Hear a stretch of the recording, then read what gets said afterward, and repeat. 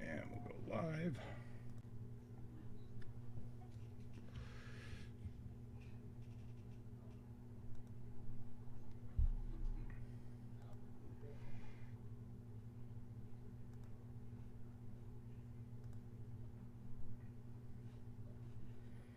Let's see, connect,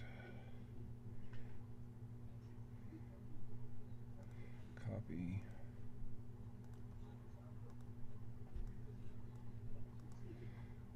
paste, copy,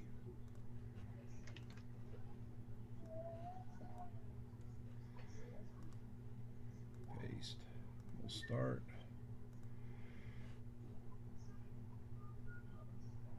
And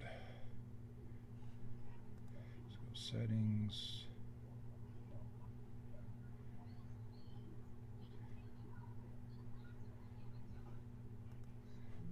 Let's go live.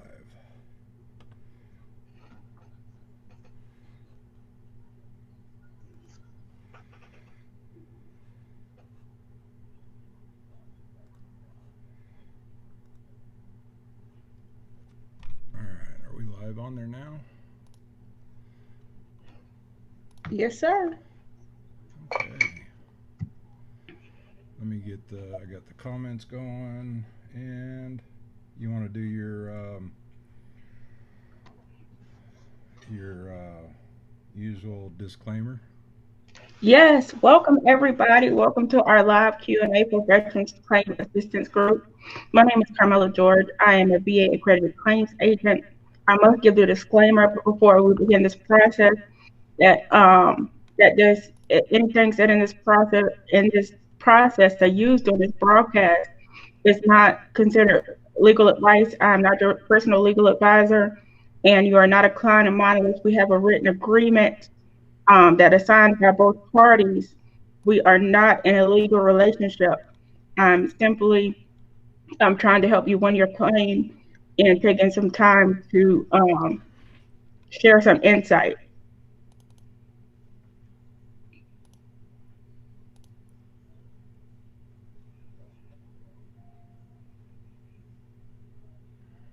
Let's see. We got anybody here yet? 8 people.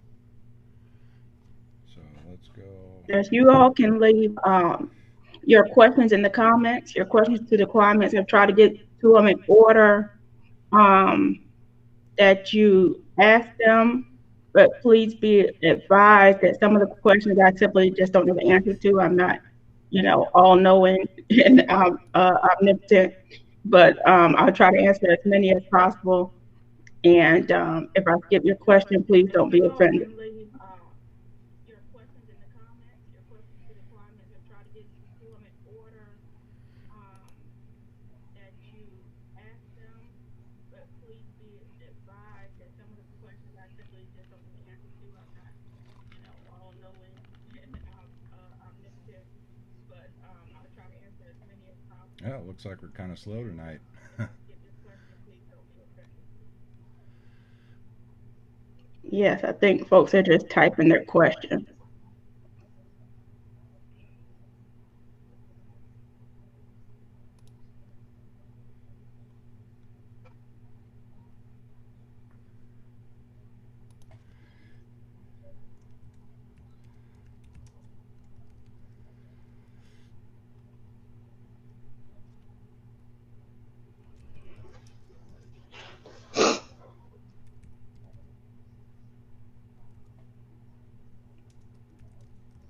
Glad to be here. Glad to help. Um, Next time we do these, we might do them on specific topics instead of just doing a general Q&A. But we just want to start getting as many questions off the board as possible.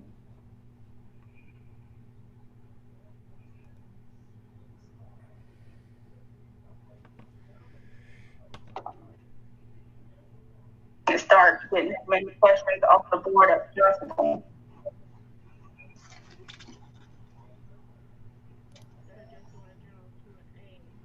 Wow.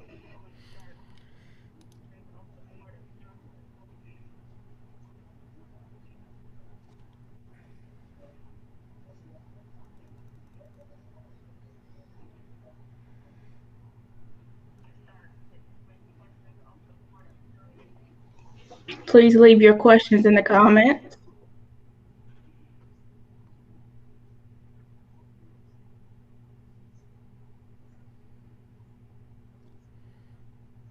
Let's see. I know this group is well taken care of in terms of questions. Oh yeah. Everybody gets back to everybody pretty fast. Please leave your questions in the comments. So I'll make my appearance here.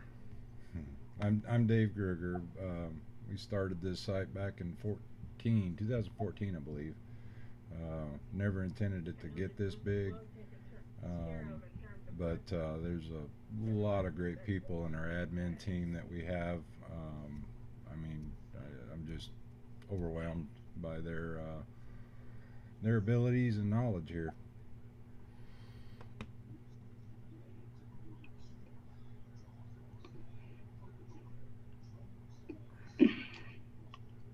So last time we had quite a few comments going here. I don't know what's going on.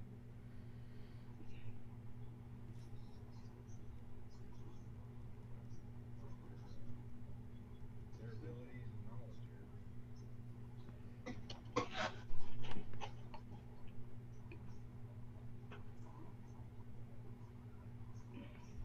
here. Yeah, let's go, guys.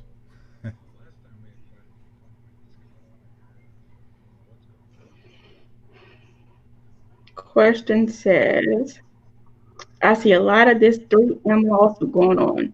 If I come a claim with the lawsuit attorney, will it affect my assistant disability check or hearing loss? No, it will not. That's the simple answer. Anything to add there, Dave? um, no, I don't think so. Question says, No, it shouldn't. I see a lot of this 3M lawsuit going on. If I come a claim with the lawsuit attorney, will it affect my assistant disability check or hearing loss? No, it will not. Yeah. That's the simple answer. Here's one that Anything to add there, Dave? Here's one that you and I both have a lot of experience with is proposed reduction. Um, so they got a proposed reduction for decrease on PTSD due to the CMP exam where the doctor did not really care to listen to my doc that I see on a regular, wrote a detailed letter and pretty much in no shape or form has my disability changed, and I submitted a supplemental claim back in April. They ended up just decreasing my rating from 70 to 50 without a review supplemental claim. Um, yeah, I mean, that's reductions are an interesting animal. As soon as you got your reduction notice for proposal, you had 30 days to either request a hearing or you had 60 days to submit additional evidence.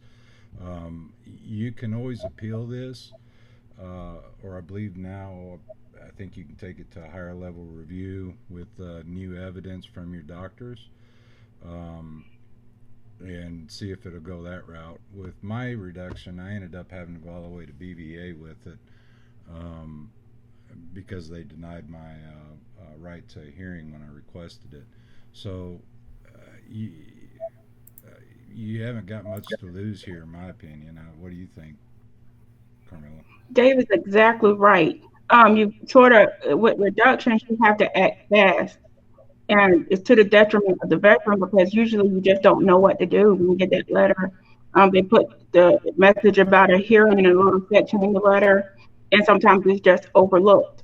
Um, but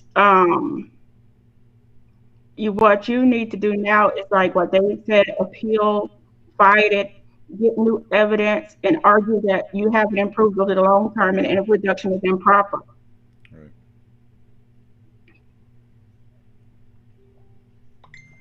Um, hopefully that answered your question. Next one is what can I do now? Okay, it wasn't even mentioned on the packet. Yeah, they should have included in the reduction what your next steps were. If they did not, include information on that, then I would suggest making sure you note that when you do an appeal. Yeah, that's an error all by itself. The VA has a duty to notify, Right, and I would look that up and argue every point I could in the duty to notify if you didn't get the correct paperwork. right, right. Um, Not sure what you're asking on has a veteran received any money from them yet. So the next one, Jessica, you're welcome. I greatly appreciate Carmela coming in and helping us do this. Uh, Certainly, my pleasure. Dennis asked, can I apply for sleep apnea if not in my medical records, but VA gave me a sleep CPAP sleep machine. The easiest way to apply for sleep apnea, if it's not in your service treatment records, you didn't have any sleep disturbances, you don't have any buddies that can talk, or your spouse that can, or family members that can talk about sleep problems in service. You can't talk about sleep problems in service. The easiest way to claim it at that point is secondary to something you're already um, service connected for. So definitely look into secondary service connection. If you're trying to connect sleep apnea after service, or it's been a long time since service or something like that, there are a number of conditions that sleep apnea can be secondary to: PTSD, fibromyalgia, pain, joint pain, neck pain. I mean, I've seen it all sorts of ways. I would encourage you to search the BVA database and see, search for sleep apnea and see all the connections that others have been successfully granted, and see if any of those fall on your list. Are those the things you're dealing with that preceded your sleep apnea, and they might be connected? Certainly don't put in a frivolous claim, but put it in. There are some times, I don't presume that you're a medical professional and that you knew this ahead of time, and a lot of people don't. Uh, but if you had depression that caused obesity and then it caused sleep apnea, that can be service connected. So there's a number of different ways to approach sleep apnea, but I definitely encourage you to pursue it if you can.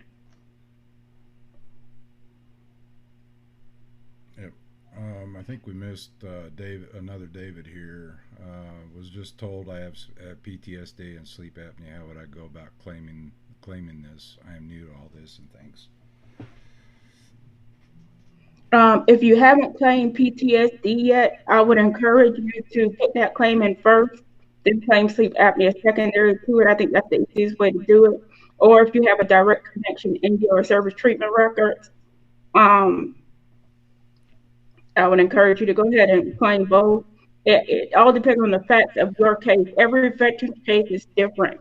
I do this daily, and I know two cases are alike. The particularities of each case are different.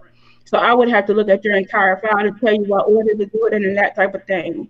But generally, um, it might be easier to do PTSD first and sleep apnea secondary to that. How do you know when your next appointment for evaluation if you're not permanent? You need to look at your rating code sheet. Each time you are given a rating decision, a rating code sheet is created. It's in your claims folder, also known as C file. Your representative has access to it, or you can request it under Privacy Act request from the VA directly. But you need to get a hold of your rating decision code sheet, and it has some very valuable information on it. It tells you when you are up for a routine future exam. It tells you the diagnostic code that all your disabilities fall under. It tells you everything you've been granted for and why, everything you've been denied for and why. It's basically a coded conclusion of your decision. It has any notes up there from the rating official that they want to pass on to future rating officials. Um, just all types of things included in that information, included in that rating decision code sheet that you definitely want to get your hands on.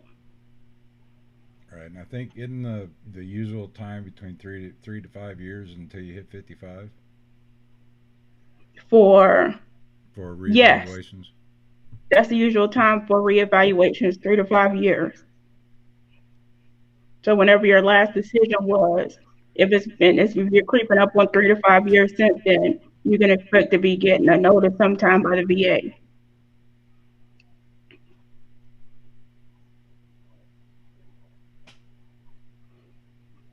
Let's see, we get this one.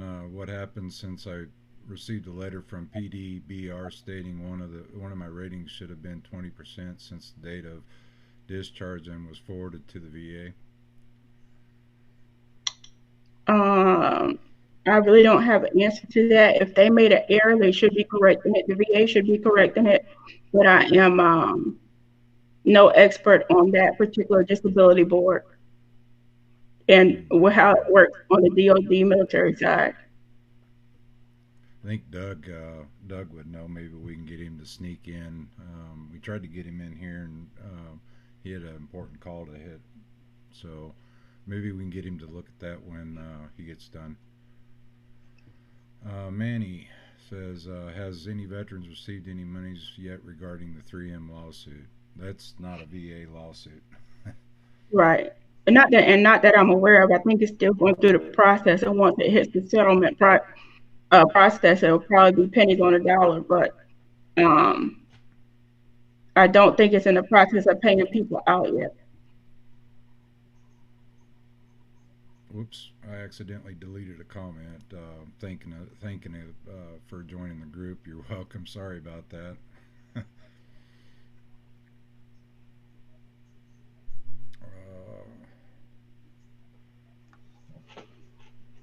Yeah, Dominic. I'll see if we can get Doug to sneak in here and answer that.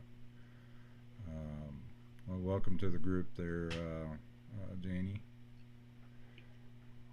Are there any VSOs in Central Texas? I'm sure there are plenty of them. The one that comes to mind immediately is the Texas Veterans Commission. They have lots of VSOs all over the state. If you go to your county um, government office, there should be a veteran service office, and you can check there. You can also look up the DAB, the American Legion, look up any claims agents in your area, VA claims agents. There's a list posted in the files section of this group. Right.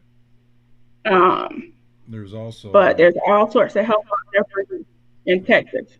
right. Also, if you go to our new website that we got up and look in the FAQs or under state benefits, or actually not state benefits, but there's a article on selecting a VSO, and I believe it has the different states in there as well. There should be a file in there for you to look at.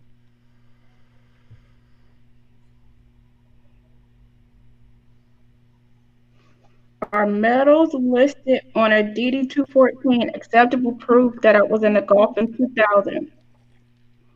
Armed Forces Expeditionary Medal.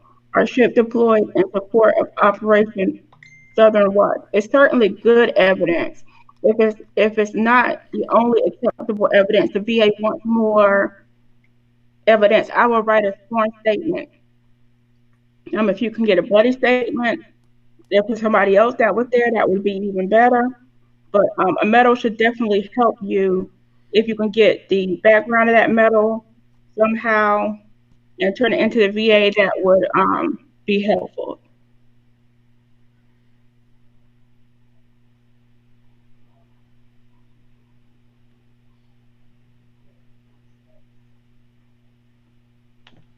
Um, where can I find secondary conditions that are attached to sleep apnea? I have it, but don't know which of my symptoms would coincide. How do they get rated as secondary?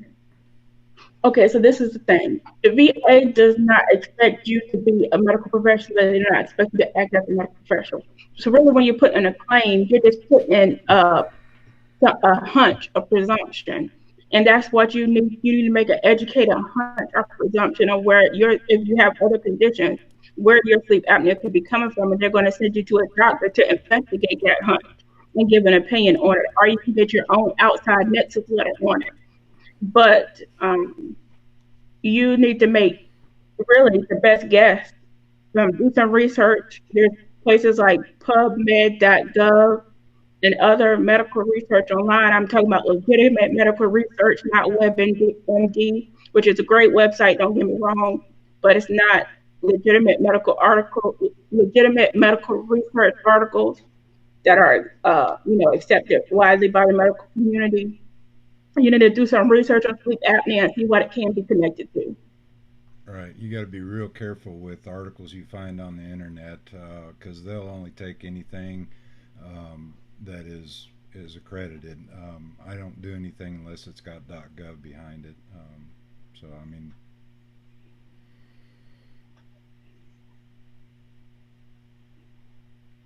let's see, where are we at? Do you have any idea if the VA will add more presumptive to Agent Orange exposure? It's my understanding that they were supposed to have done this already. It's in process, and I don't know when it will be completed or what they're adding exactly. But it's my um, understanding that we're just waiting for the VA to release it.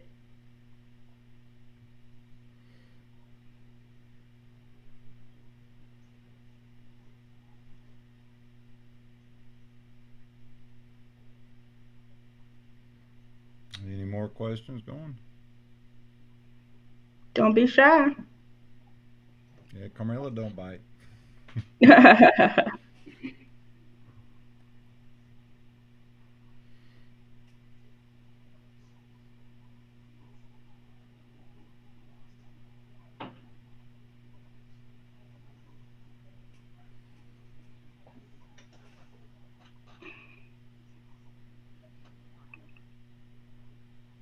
There we go.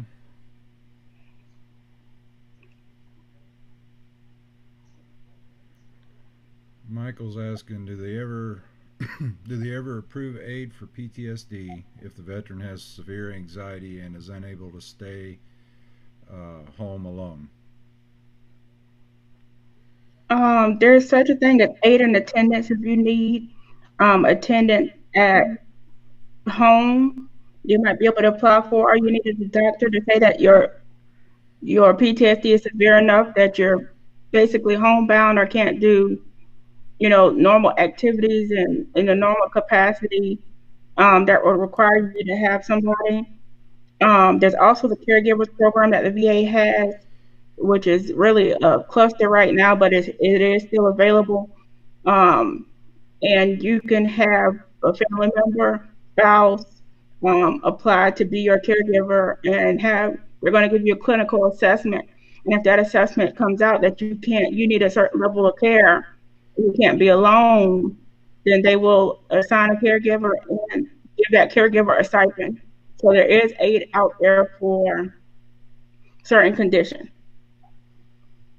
Right. Let's see. We got a few more coming in here. Hello from South Florida. Well, hello back at you. Glad you could join. Uh, Jane's asking, knowledge you have. It sure is amazing. Thank you. Well, thank you. Uh, just starting out, and I guess my first step is to collect all my records, then get a VSO. Definitely, and research everything. Yes. Learn as much as you can. Right. Denise is asking if you're 100% PTSD and have other ratings that come up to 60%, can you claim more? You can certainly put in additional claims at any time. You're free to make additional claims. I would just caution you that when you put in additional claims, you open up yourself to be reduced and you open up yourself to review of all your conditions. And Exactly. so you need to know that it's not a safe route to go. Whether it's Um, permanent or not, it's going to open it up. the only reason that I might pursue additional claims, I'll try to be in 100 for one condition and 60% for another is that if I thought I qualified for special monthly compensation on some level. And that's a whole nother beast all by itself. Doug is probably a better expert in that than me, but um, There is additional compensation above the 100% level if your disabilities are extremely severe. I'm talking about loss of use of our prosthetics and that type of thing.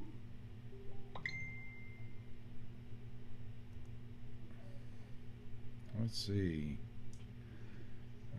I did a CMP exam for the supplemental claim, and 3 weeks later, it's showing closed with a decision. Is that normal?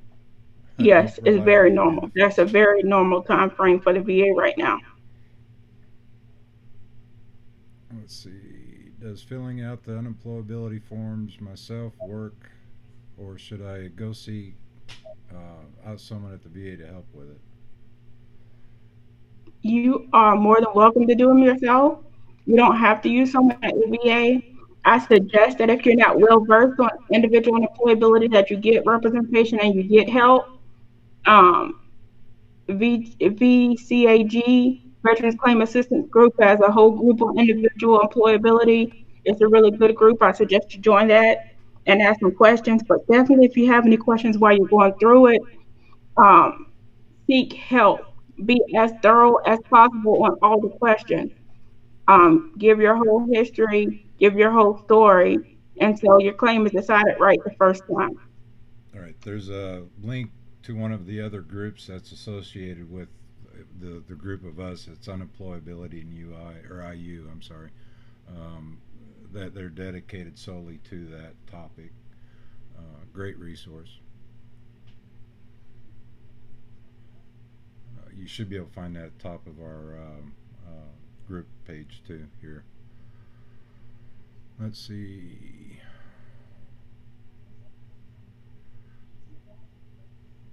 I have a CMP exam for ankle increase next week.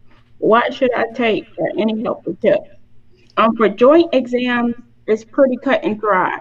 They're going to do a range of motion test on your ankle, feel it for tenderness, also known as pain, and any other conditions that are visible, or do run some tests on it for common ankle conditions, or if it's injured or things like that.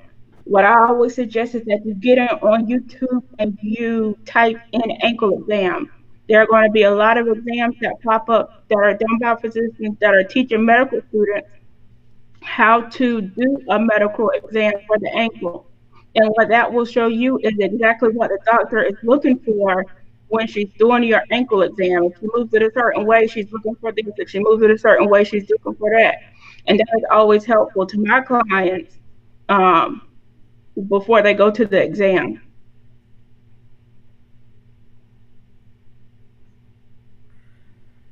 Denise is asking if VA helps gets a service dog. No, they don't, but they will take care of treatment, vet bills and such like that.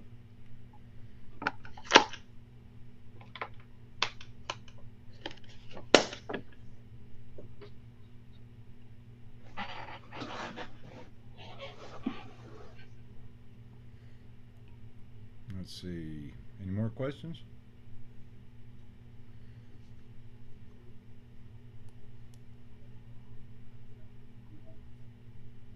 You're welcome.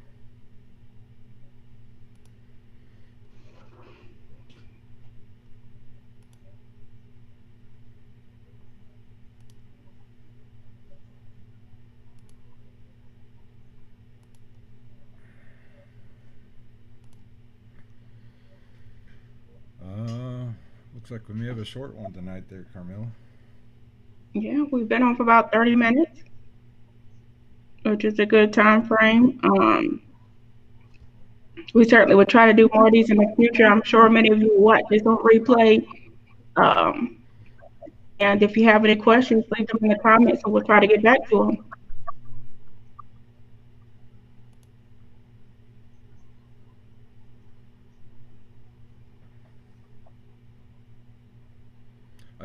We have some other admin team members here that are work with Social Security, experts on that. Um, we have a few others that are experts in their field. Hopefully, we can get a time scheduled that's conducive to their um, schedules so we can get them in here as well. Um, I know there's a lot of questions in those areas that we see on the group. Um,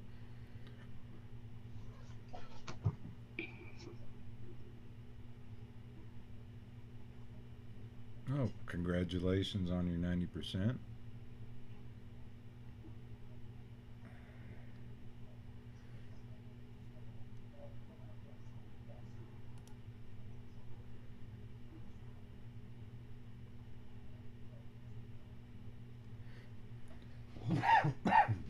Excuse me.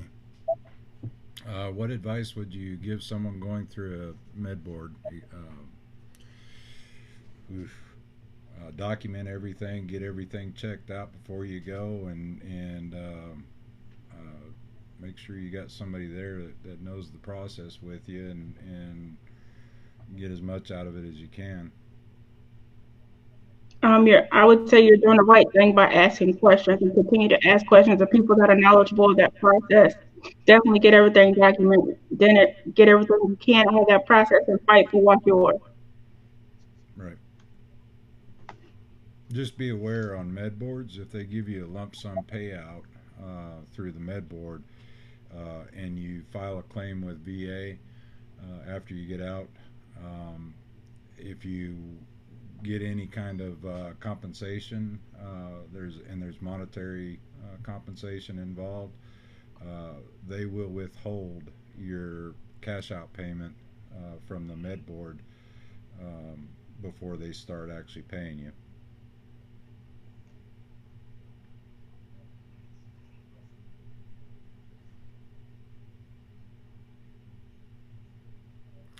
Um,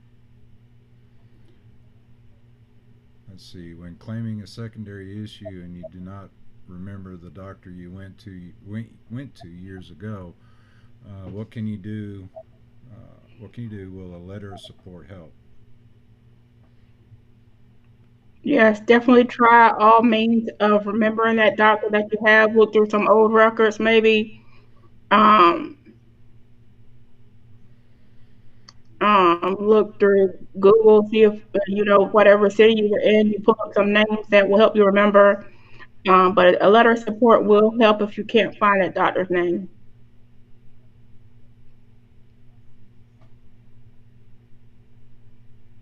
What do you do, or how do you go about getting unemployability? You have to apply for it. There's a specific VA form that you have to make application to the VA for unemployability.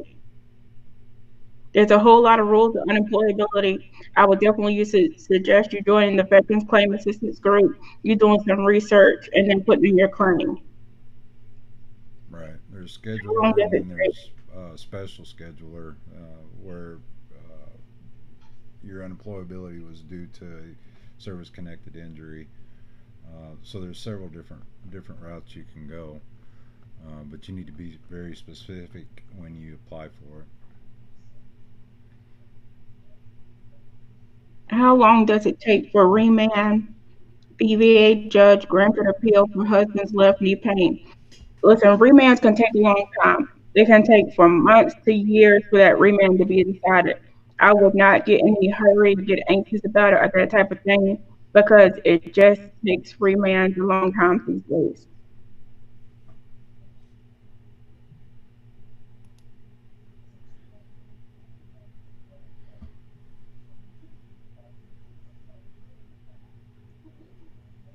And a side note on that, if you've obtained any additional evidence that's new, doctor's letters, anything along that line, you can still send that to BVA.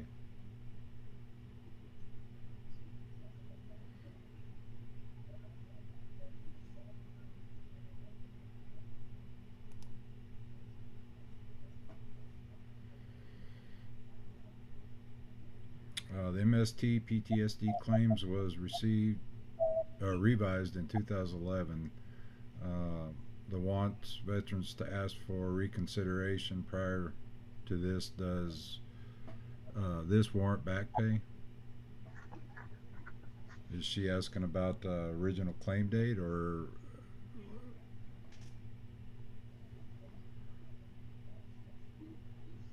Likely not. The rules on effective dates are tricky, so I would really have to be looking at your file and through your file to give you an exact answer.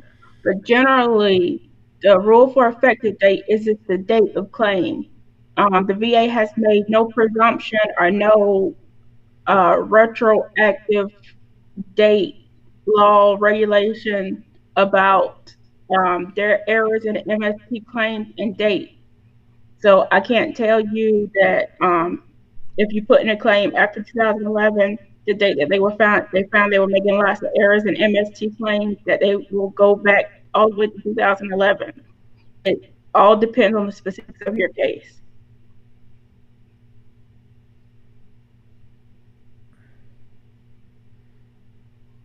Howdy, Pat.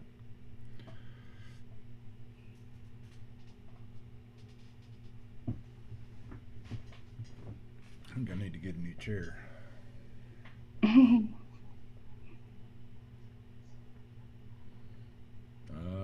Open for questions.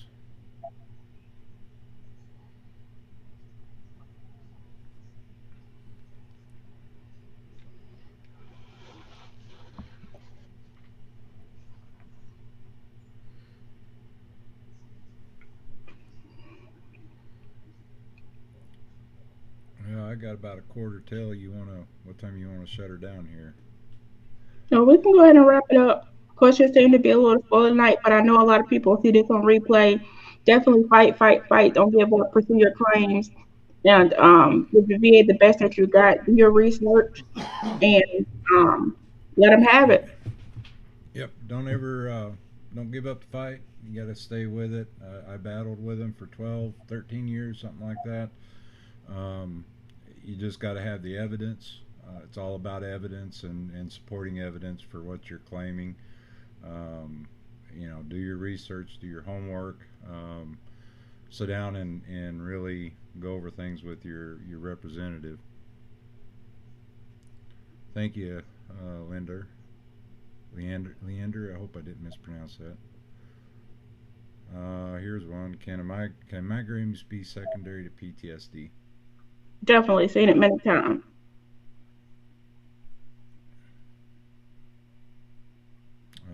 Tanya's saying she's been 50% for 3 to 4 years. Can she add some other things with a claim and ask for more benefits? Definitely. You can always put in a claim. You can always ask for more benefits. I would encourage you to explore secondary service connection to see if your current service connected disabilities have caused any other disabilities. And those can be connected just like a primary disability.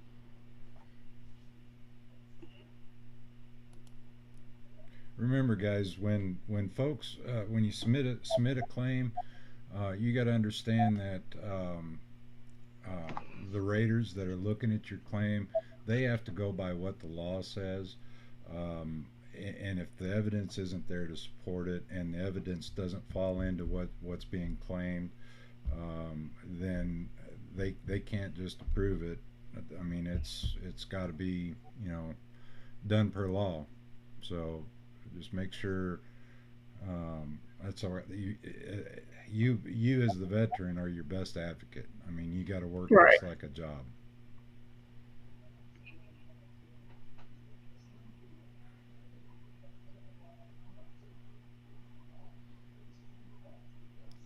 Can obesity be secondary to psoriasis?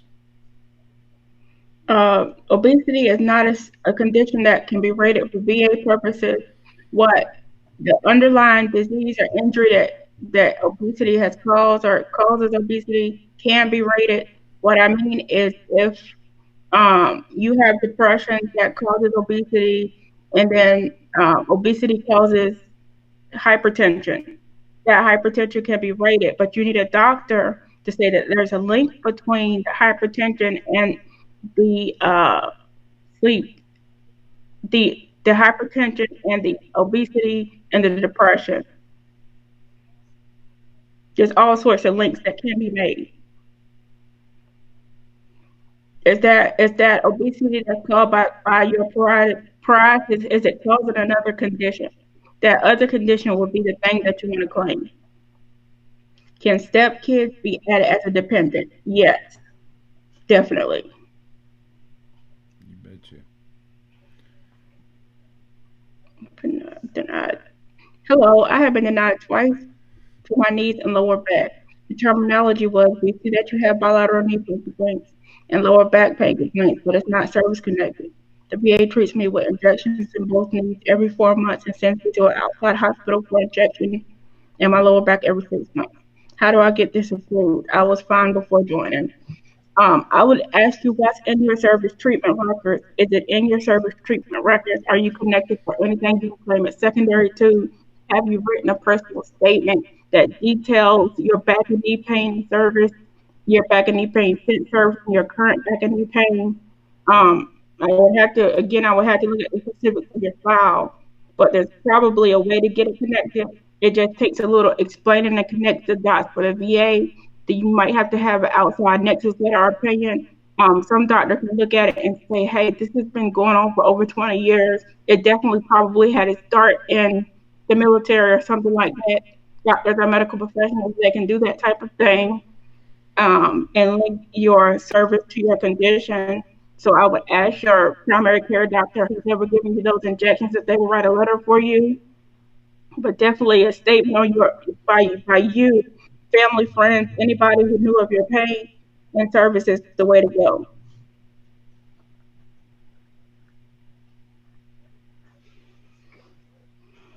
Hi, a question. I'm currently a total of 60%, but had a complete knee replacement 4 years ago. Major problems with it. They have been checking me recently for infection inside and around the area. Ooh, that sounds painful. Only getting the minimum 30% for the knee. It's still 3 times normal size. It won't live. You need to go get a put in the claim, go get a CMP exam while your knee is in this state. If you can't do that, go to urgent care, go to a doctor, get this documented, take pictures, take videos, give the evidence, give the VA all evidence that they need to give you a higher rating because you're still having problems with that knee replacement. I believe you get 50 or 60% for a knee, and you need to document this, give it to the VA, and get a higher rating. I didn't read the rest of the questions, but I assume that's what you were asking. It looks like I was on the right track. Um, they said that they see knee pain and lower back pain complaints in my service record. What was the reason they gave them for not service connecting it?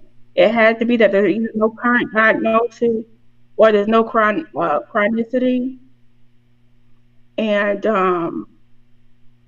you have to rectify whatever reason they gave you that is not service connected. You have to rectify that reason and come back that reason.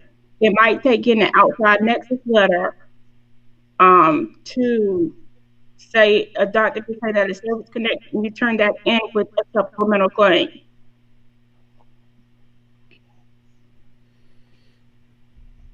What about my PTSD that I masked for 30 years? I actually wasn't diagnosed with it for 28 years.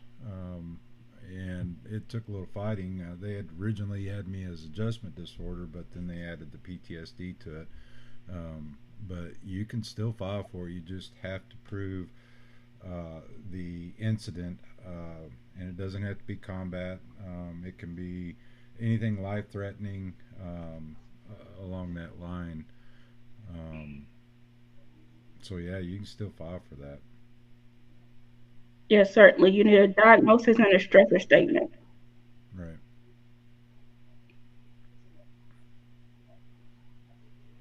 I had a VA doctor to do a DBQ for my migraines and filed as secondary but was denied. Is that normal? How can I get it secondary? In addition to a DBQ, you need a medical opinion.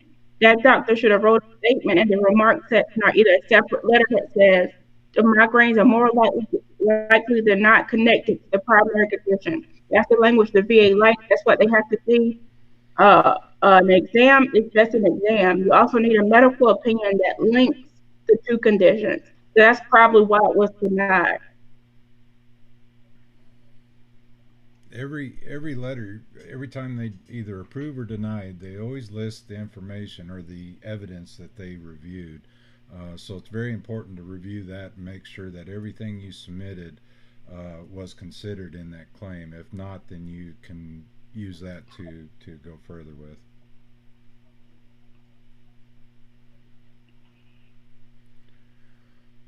Uh, Definitely do that. If you want a VSO to review your file, definitely go to a VSA, let them review it.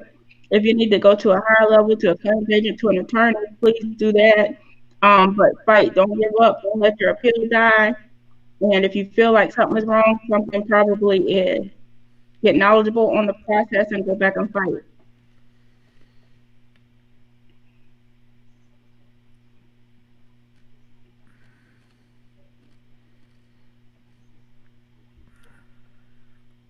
let's see. I had surgery 3 years ago for thoracic damage. Eesh. T4, 5, and 6, and last December for L4, 5, and S1.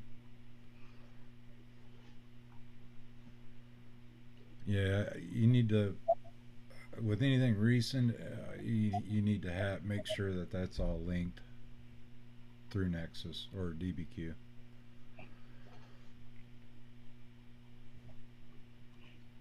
Do you have to have new evidence to file a new claim? What if I just want to do a new PMP exam? A file for increase. If you file for increase, they're automatically going to give you a CMP exam and um, evaluate the current severity of it. Technically, you don't have to have new evidence on the claim for increase. It's always suggested and recommended so the doctor has something to look at since your last exam. But even if not and you're having trouble with it and flare ups and that type of thing, they're going to measure the current severity of your condition. So technically, you don't have to have new evidence on the claim for increase.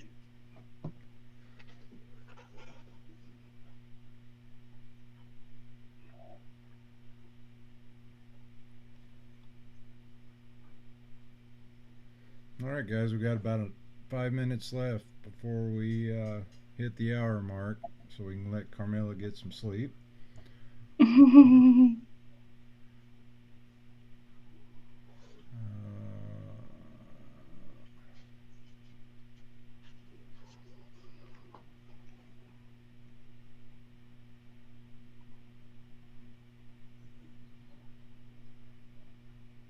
yeah, Bruce,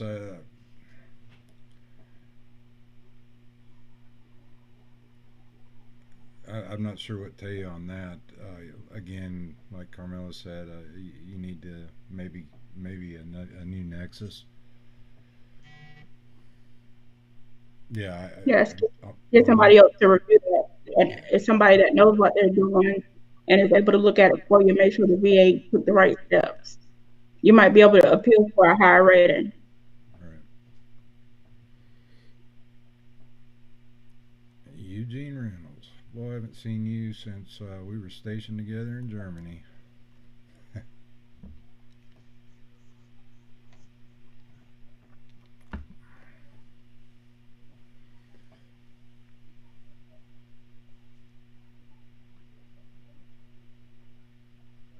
All right.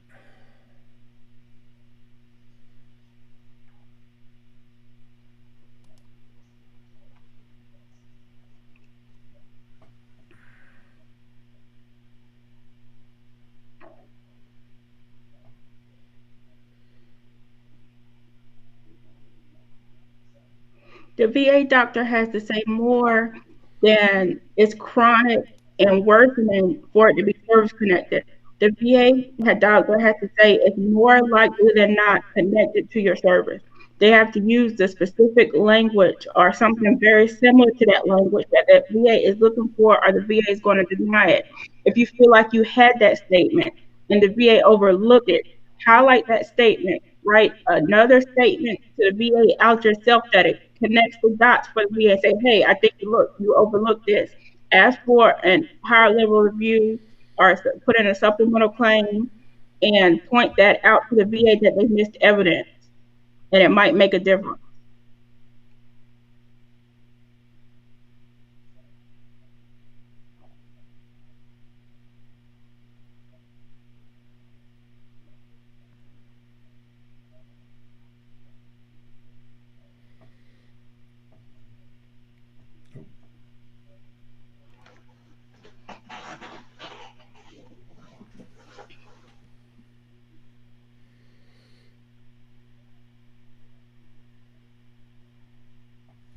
We're starting to wind down.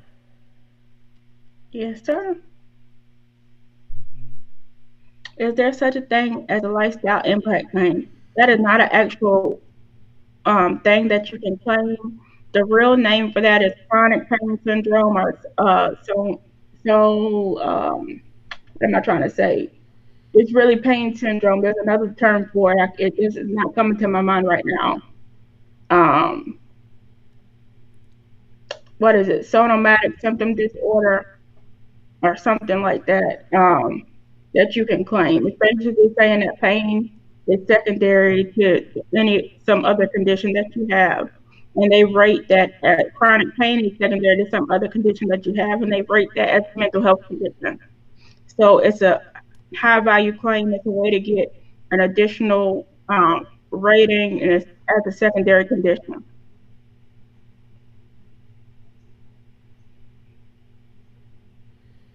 I think we got time for one more question.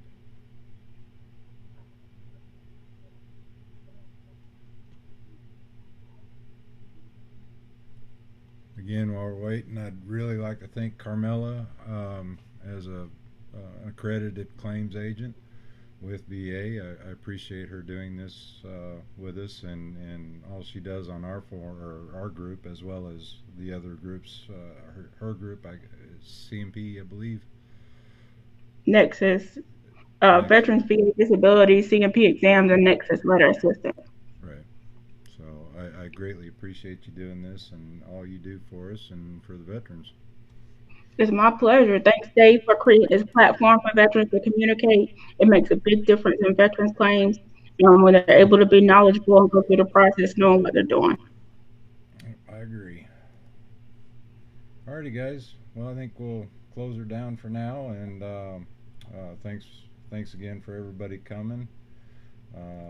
We appreciate it, and hope to see you on the next round. All right, y'all take care.